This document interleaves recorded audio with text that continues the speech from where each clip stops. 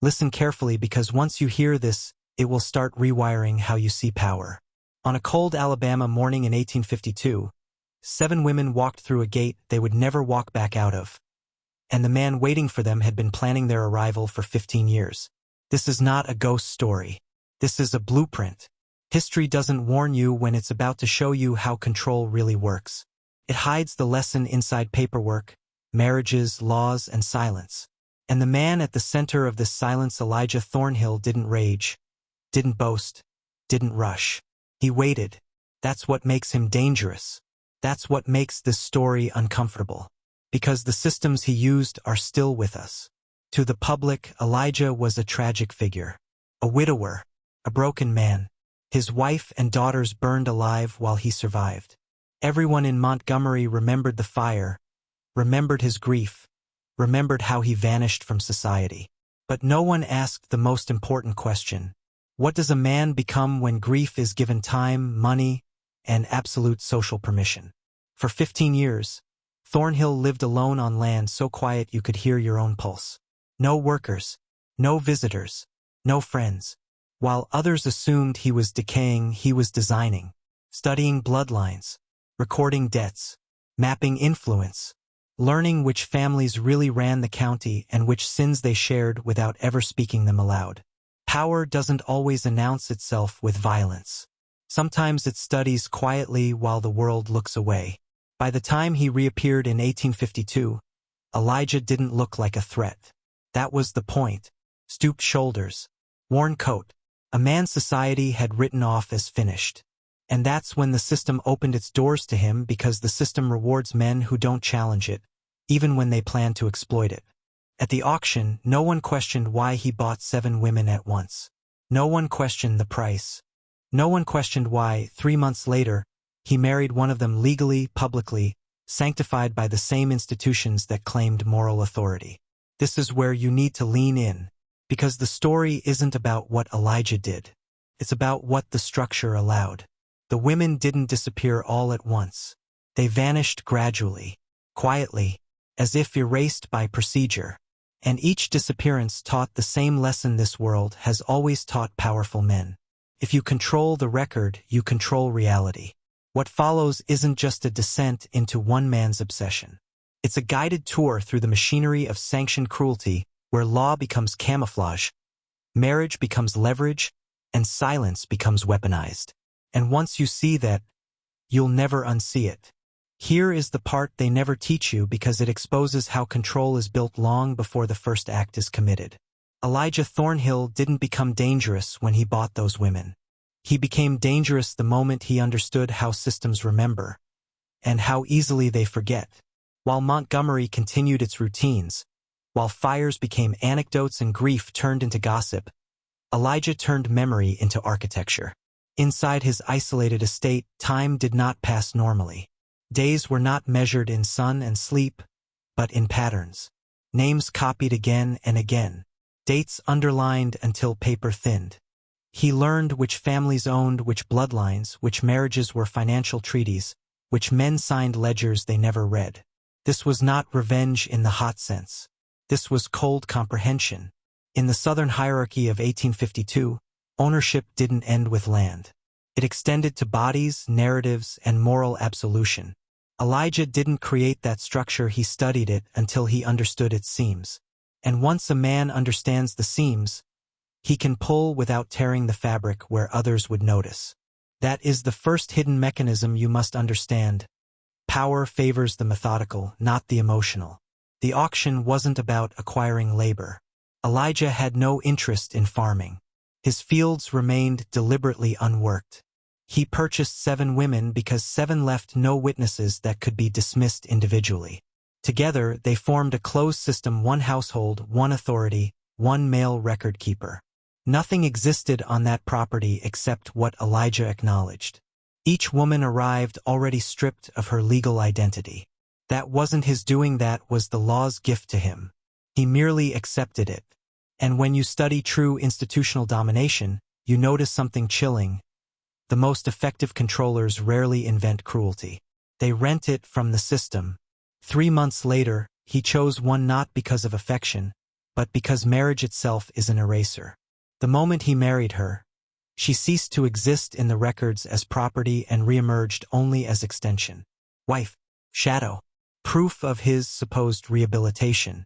Community leaders praised it. A broken man rebuilding. A moral man restoring order. The ceremony wasn't intimacy, it was camouflage. And the others? They didn't vanish in screams. They vanished between ledger entries. One marked, transferred. Another released. Another simply, no longer referenced. That's the second mechanism. When language stops naming a person, society stops looking for them.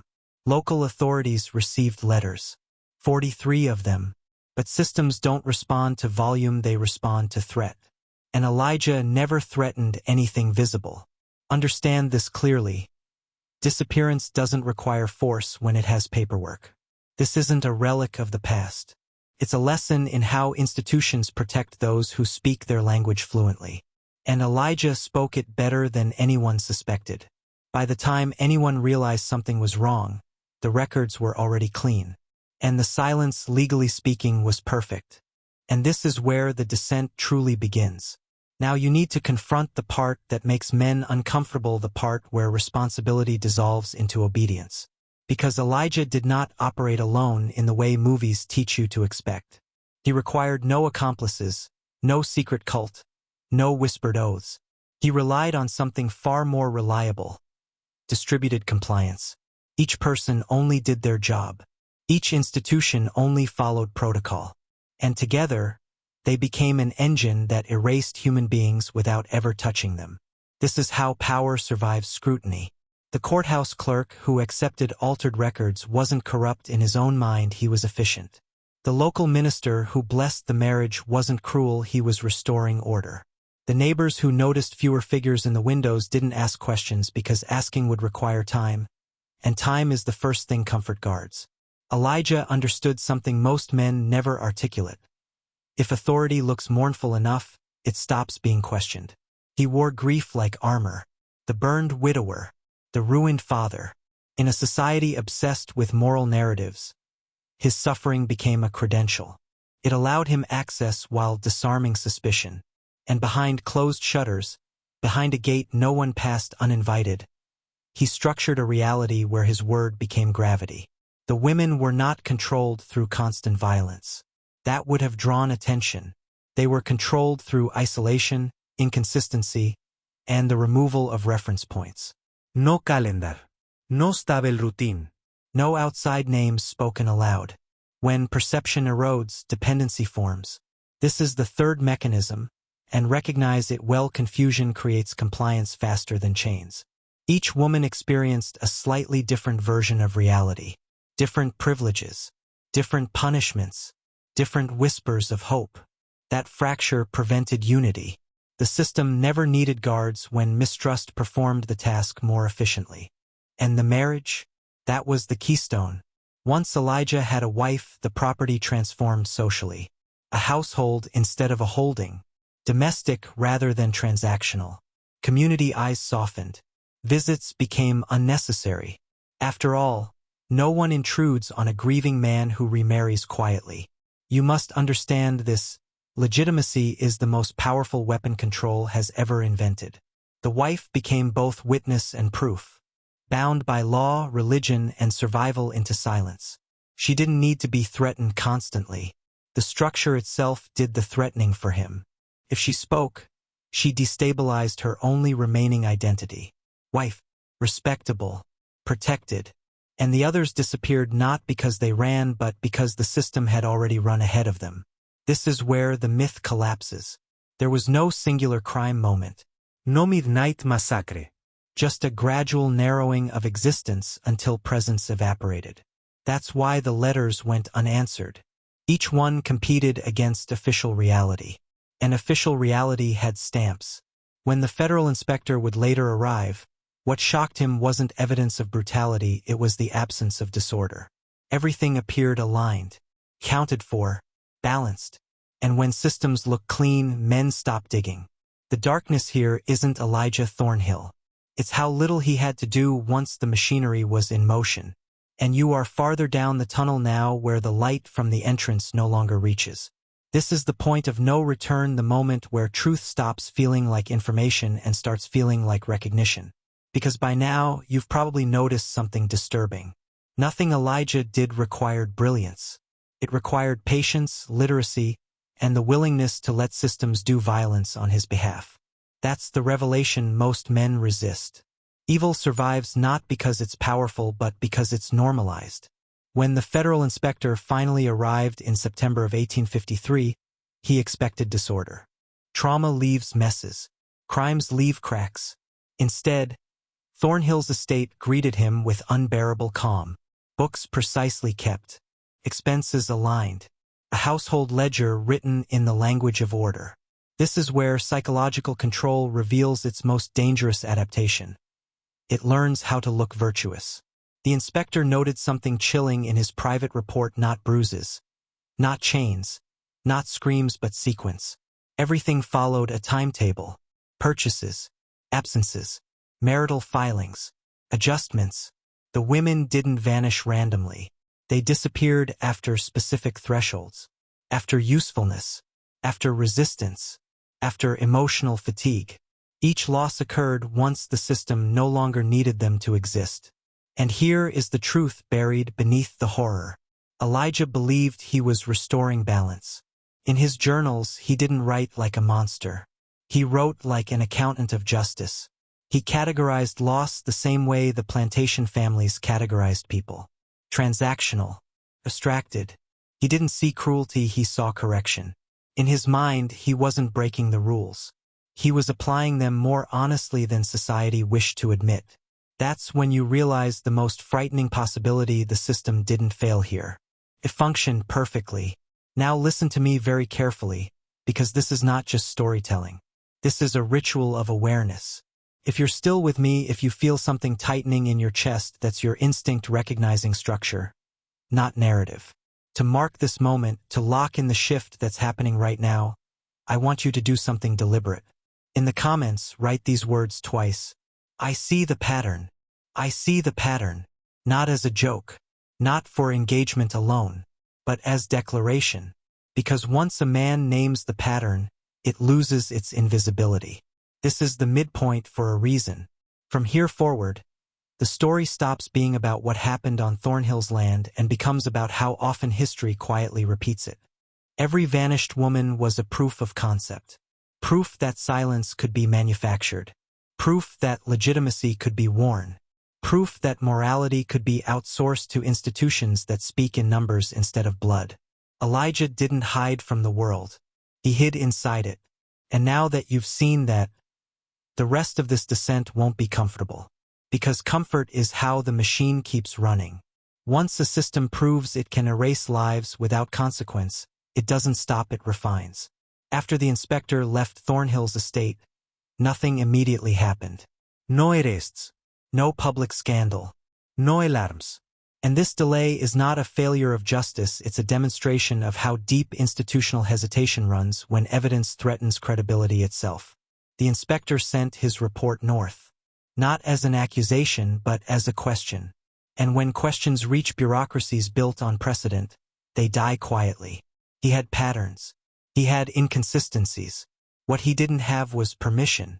Because to pursue Elijah fully meant admitting the system had allowed something obscene to pass as lawful domestic life. That is the fourth mechanism. Institutions protect themselves before they protect people. So the file was marked sensitive, restricted, deferred, later, always later.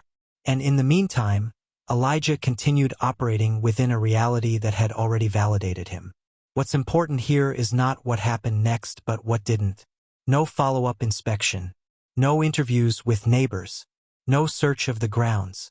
Silence became policy. And Elijah adapted. The journals from this period changed tone. Less grief. More precision. His handwriting steadies. The underlines stop tearing the page. That tells you something. Essential control stabilized him. Power often masquerades as healing. He writes about alignment and completion. Words men use when they believe fate has agreed with them. He records his wife's speech growing quieter. He notes how isolation simplifies decision-making. He references scripture not devotionally, but structurally as if religion were a toolset rather than a faith. This is where ancient corruption becomes visible. Long before Elijah, men learned that authority convinces itself through ritual, marriage, property, law, God.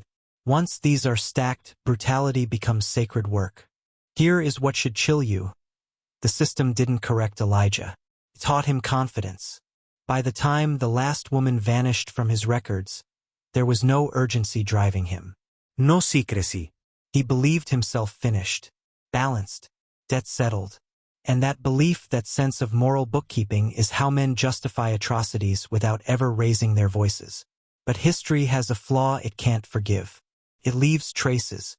Years later, long after Elijah had faded from relevance, archivists would find his sealed ledgers inconsistent with census reports. Age gaps. Female populations disappearing in clusters around isolated estates. Patterns repeating not just in Alabama, but across territories where regulation lagged behind ownership. What emerges is not a singular horror but a template. Elijah Thornhill wasn't an outlier. He was an early adapter of a control logic that thrives whenever legality outruns accountability. And that should disturb you, because the closer a system gets to perfection, the harder it is to challenge without becoming the enemy yourself. This is where narratives collapse. And what replaces them is structure. By now, you may be asking the wrong question. Not what did Elijah do next, but how often did this happen without a name? Because Section 5 wasn't the end of his story. It was the end of documentation. And when records stop, history pretends nothing followed. That's the trick. Control doesn't require an ending. It just requires distance. Elijah faded into obscurity exactly as intended. No trial. No exposure. No reckoning. A widower who remarried. A property that eventually changed hands. A cluster of silences that settled into dust. That's how the machine closes a chapter. It removes tension. But here's where the forbidden truth sharpens. The inspector's sealed report didn't stay buried forever. Decades later, during a federal audit of slave-era property transitions, anomalies resurfaced. Discrepancies too clean. Estates with female populations that did not age forward. Households that reduced instead of expanded. This wasn't evidence of violence, it was evidence of curation. And this is the fifth mechanism. When a system can't deny reality, it reframes it statistically. Numbers replaced names. Aggregates replaced stories. By converting loss into data, accountability was dissolved without resistance. Think about that.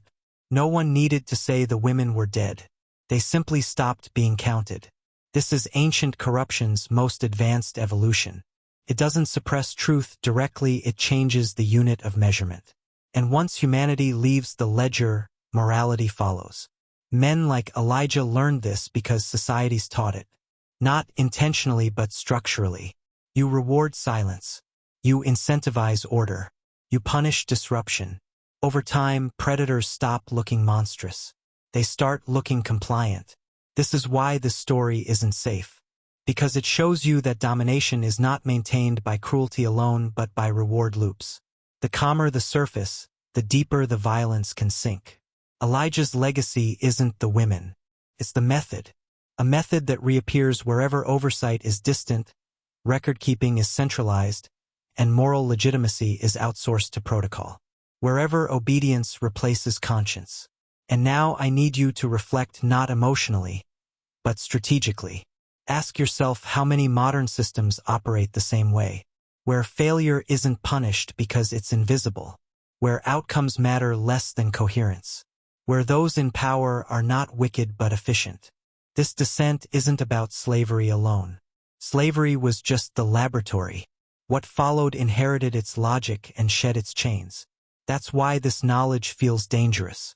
Not because it incites rebellion but because it dissolves innocence. Once you see how control persists without tension, you stop being governable in the same way. And that is why truths like this were buried. Because awakened men don't need to shout. They simply stop consenting. You are almost at the bottom now. One section remains before the final recognition. Here is where the story stops belonging to Elijah Thornhill and starts interrogating you. Because the most dangerous outcome of this history is not outrage. It's understanding. Elijah died without spectacle. No understanding. No dramatic exposure. That alone should unsettle you. Myth trains us to expect cosmic balance. Reality delivers efficiency. Systems don't avenge victims, they amortize them. And when pain can be amortized, it becomes sustainable. This is the sixth mechanism, and it's the one most men miss. When harm becomes slow, it becomes acceptable. Nothing about Thornhill's outcome warned others away from repeating his logic. In fact, it taught the opposite lesson. If you align yourself with the language of authority, if you let institutions perform morality on your behalf, if you make your actions legible to power rather than to conscience, you will likely pass through history unchallenged. This is why true domination doesn't look dramatic. It looks boring. It looks like stamped documents, quiet properties, legitimate households, clean transitions of ownership. And when harm appears as order, resistance begins to feel irrational. That's the psychological inversion. Men begin to fear disruption more than injustice. Ask yourself how often that trade is offered today. Elijah's plantation vanished into time, but the architecture he operated within expanded. After emancipation, the names changed. After reforms, the language softened. But the logic remained intact. Control through legitimacy, erasure through process, silence through professionalization. The truth that unsettles historians is this. Many post-slavery systems didn't replace domination, they optimized it. That's why this knowledge was sealed for generations. Not because it implicated one man, but because it implicated structure. And you cannot prosecute a structure without dismantling the comfort that depends on it. This is where the descent becomes initiation. Most people hear stories like this and feel fear. A smaller group feels anger. But a very few feel clarity, the kind that sharpens decision-making permanently. Those men don't scream. They recalibrate. They stop mistaking permission for morality. They recognize when consensus is being used as anesthesia. Elijah Thornhill understood power the wrong way and became monstrous by aligning with it instead of resisting it. You are being offered the inverse lesson. To see how control works is not to replicate it, but to become immune to it. And immunity is rare. That's why most cultures bury their ugliest truths under drama or denial. Because a population that understands systems no longer confuses authority with legitimacy. You are standing at the edge of that understanding now. One step deeper, and the illusion doesn't return. Not easily. And that brings us to the final descent. There is no moral bow to tie this with. No redemption scene. No lesson printed neatly at the bottom of the page. That discomfort you feel right now, that unresolved weight, is intentional. Because the most dangerous truths are the ones that don't resolve emotionally. They resolve structurally. Elijah Thornhill does not matter anymore. What matters is that the system which protected him never required his cruelty to be extraordinary. Only compatible. Once you understand that, you stop asking who is evil, and start asking what is incentivized. History wants you distracted by villains. It wants faces, names, monsters you can point at and exile from yourself. But real domination survives because it feels reasonable, lawful, and dull. It survives because it lets ordinary men participate without ever feeling guilty. That is the final mechanism. When wrongdoing is fragmented, no one feels responsible. Each participant carries only a fraction. A signature. A silence. A task completed. No single man believes he caused harm, yet the harm accumulates with mathematical precision. This isn't about 1852.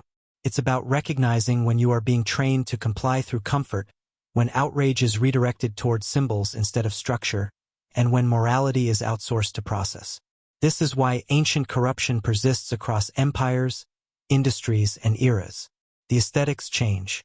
The scriptures update. The paperwork modernizes. But the logic remains frighteningly intact. And here is the dangerous part, the part most men never verbalize. Once you see this, you are no longer easily managed. You stop participating automatically. You stop accepting validation as proof. You stop mistaking majority agreement for truth. And most importantly, you stop delegating responsibility for your own judgment. That is why stories like this are buried, distorted, or framed as anomalies. Because the greatest threat to any controlling structure is not rebellion. It is literacy. If you've made it this far, you're not here for entertainment. You're here because something in you recognizes the pattern. And recognition is irreversible. So carry this correctly. Don't use it to harden yourself against compassion. Use it to sharpen perception. Power feeds on the unaware. Control collapses around the conscious. And now that you are conscious, history can no longer lie to you the same way. The descent is complete. If this video changed the way you see history, subscribe because these stories were buried for a reason. And share this with one man who still believes power always announces itself.